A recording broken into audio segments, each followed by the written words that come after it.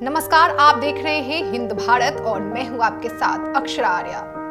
सोनागाछी शब्द आपके कानों में कई बार गूंजा होगा, कभी रसीली और चटपटी गपशप के रूप में, तो कभी दर्द भरी लड़ियों जैसे दुखांत कहानियों की तरह। यहाँ की 10 बाई 10 की खोलियां से कराह और कहकहों के स्वर एक साथ निकलते हैं। इन ध्वनि के अपने अपने मायने हैं। किसी के लिए ये खालिस मनोरंजन है और जहां रकम के बदले एक ऐसा सौदा, तो अगले ही पल ये जिल्लत की जिंदगी है।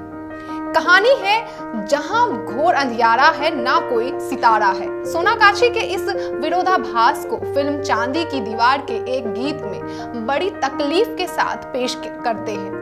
इस रचना में दुनिया से उनकी शिकायत है। मोहम्मद रफी इस गीत को जब स्वर देते हैं तो सोनागाछी अपने रॉ में अपनी पहचान के साथ सामने आ जाता है। जैसा कि नाम ही बताता है, सोनागाछी यानी सोने का पेड़। आखिर इस इलाके का नाम सोनागाछी कैसे पड़ा? तो क्या इस इलाके में सोने का पेड़ जैसा कुछ है? हम तो यही मानते हैं कि सोना निर्जीव वस्तु है, कीमती धातु है और इसका कोई पेड़ नहीं होता। तो फिर शोभा बाजार के पास सोने का गाछ कहां से आया? इस वीडियो में हम इन्हीं सवालों के जवाब पर बात करेंगे, तो इस वीडियो को शुरू से लेकर अंत तक जरूर देखिएगा। दरअसल एशिया के सबसे बड़े रेड लाइट का नाम एक मुस्लिम संत के नाम पर पड़ा है। जानकारी के दोहराव का खतरा उठाते हुए हम आपको ये बताना चाहते हैं कि सोनागाछी कोलकाता के एक इलाका है। 300 साल से भी पुरानी हुगली नदी के तट पर बसे कोलकाता शहर की कई चीजें खास हैं। मसलन रसगुल्ला ही कह ले, हिलसा मछली, गीत संगीत, फिल्म, क्रांति, हस्ती, बहुतेरी बातें हैं। लेकिन कोलकाता से जुड़ी एक और भी चीज है जो बहुत फेमस है, जिसका नाम भद्रलोक दबी जुबान से लेता है।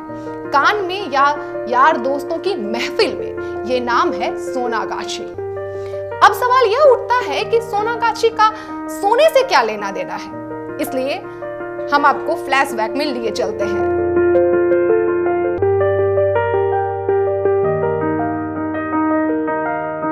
तीन 300 साल पहले का समय।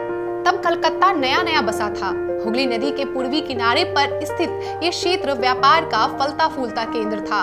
इतिहासकार पीटी नायर की किताब ए हिस्ट्री ऑफ कलकत्ताज स्ट्रीट की कहानी बताते हुए लिखता है, इस इलाके में सनाउल्लाह नाम का एक खूंखार डकैत अपनी माँ के साथ रहा करता था। कुछ दिन बाद उस डकैत की मौत हो गई। एक दिन सनाउल्लाह की रोती हुई माँ ने अपनी झोपड़ी में से एक आवाज सुनी। झोपड़ी से आवाज आ रही थी कि माँ तुम मत रो, मैं एक गाजी बन गया हूँ। इस तरह निकला सनाउल्लाह से सोनागाजी का लेजेंड यानी किंवदंती, माने इतिहास की बेहतरीन घटनाओं के आधार पर लोक जीवन में प्रचलित कथा कहानियां। जल्द ही कथा आसपास फैलने लगी। इस झोपड़ी में लोग पहुंचने लगे और इबादत करने लगे। यहाँ आकर कथित रूप से लोग बीमारी से चंगे होने लगे। कहते हैं लोगों को यहाँ रूहानी एहसास होता था। इस तरह से कालांतर में किंवदंतियों में डकैत सनाउल्लाह को कथित रूप से संतत्व प्राप्त हुआ।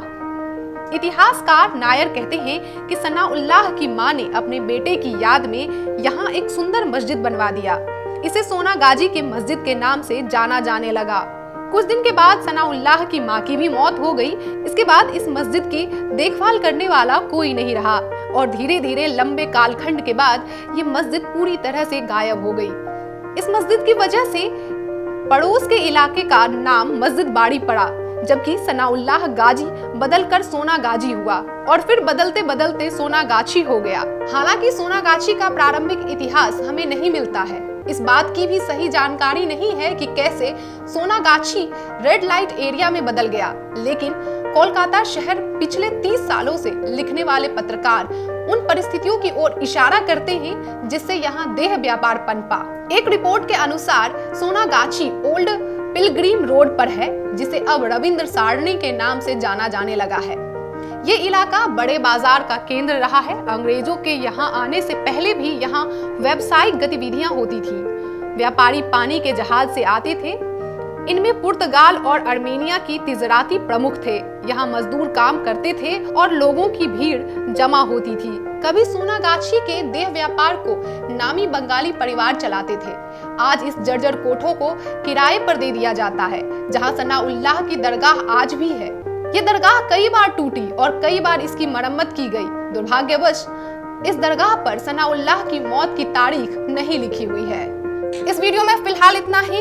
आप हमें कमेंट बॉक्स में बताएं कि आप सोने का पेड़ यानी सोनागाछी के बारे में इस जानकारी से कितना सहमत हैं। और अगर आप कलकत्ता से हैं तो हमें जरूर बताएं कि आपके शहर में क्या कुछ फेमस है, ताकि हम आगे भी वीडियो बनाते रहें। अगर ये वीडियो आपको पसंद आया तो इसे लाइक करना ना भूलें और देखते रहें हिंद भारत। हिंद भारत, आपकी अपनी आवाज।